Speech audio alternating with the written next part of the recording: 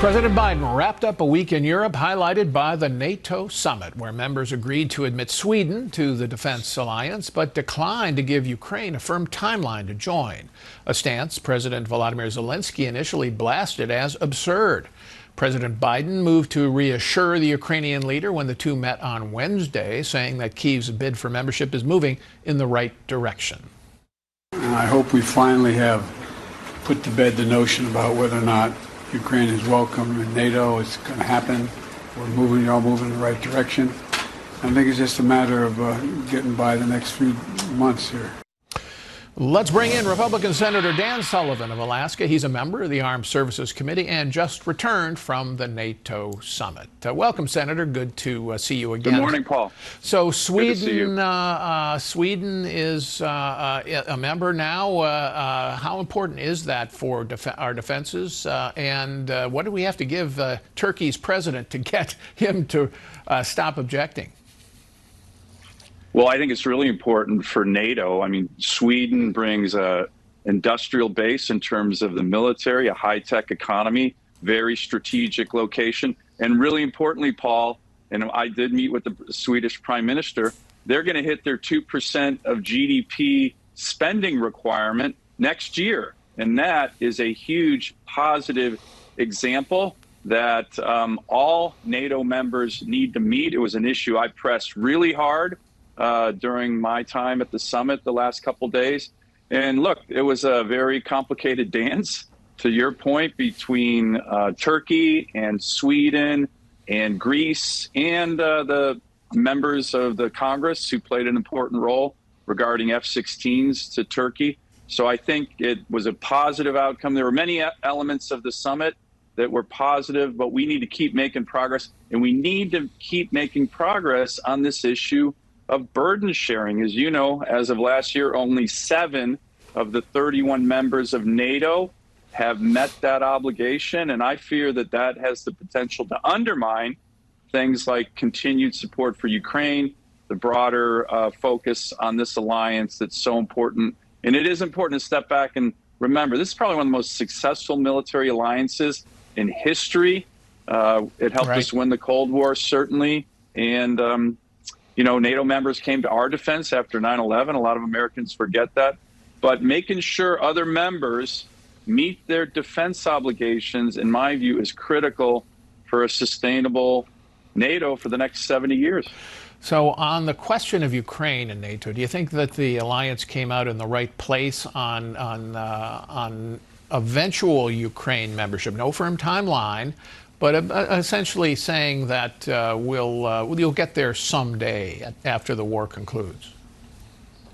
Well, look, I think that the issue, and in Zelensky's view, it's understandable. If I were him, I'd want to join NATO immediately. But I think that it was an issue that a lot of the members spent a lot of time on. And in my own view, frankly, it was premature. If we don't win, if they don't win this war, the whole issue of NATO membership is going to be moot. So the focus at the summit, the focus today needs to be winning. And that means, more than anything, get the Ukrainians the weapon systems that they need. This is something that the Biden administration has done a really bad job of when it comes to what's happening in Ukraine. And I think that there's going to be plenty of time in the future to look at what could be different security arrangements. But the U.S. Senate is not certainly at all ready to bring Ukraine into NATO. And I think that, you know, it was a bit of a distraction during this summit to focus so much on that, when the real task at hand has to be winning this war now. And that's the critical issue. Well, President Biden said at one point in the last week that he thought that Russia has already lost the war and Putin has lost the war. Is that how you see it? Because it sure looks like they still have an awful lot of Ukrainian territory. No, I don't see it that way at all. And this is the challenge with the Biden administration. You know, I'll give them credit on keeping NATO unity during this war, on laying out a framework of military assistance without committing U.S. military forces. But on broader issues, like I said, of slow rolling needed weapons systems. They've been horrendous. Think about it, Paul. Every single system, Right. Stingers, HIMARS, tanks, F-16s. And the broader issue that didn't come up, but I think is one of the most important issues, not just with regard to Ukraine, but broader national security, is that the Biden administration 3 years in a row puts forward defense budgets that cut the military. Right now, the Biden budget that was agreed to in this debt deal shrinks the Army, shrinks the Navy, shrinks the Marine Corps. Next year, we'll go below 3% of GDP spending in one of the first times in decades. That is exactly the wrong message to send to Putin, but it's also the wrong message to send to Xi Jinping. When it comes to support for Ukraine in the United States Senate, among Republicans in particular, do you still think that there's a majority of the Republican senators are willing to support Ukraine, and including perhaps a new package of weapons being sent, new appropriation for weapons for Ukraine? Yes, I do. You may have seen, didn't make a lot of news, but there was this big push by a few members to cut off aid to Ukraine. We debated that in our conference, and it ended up this letter to the president on that issue was only signed by 3 Republican senators. So I think there's still strong support.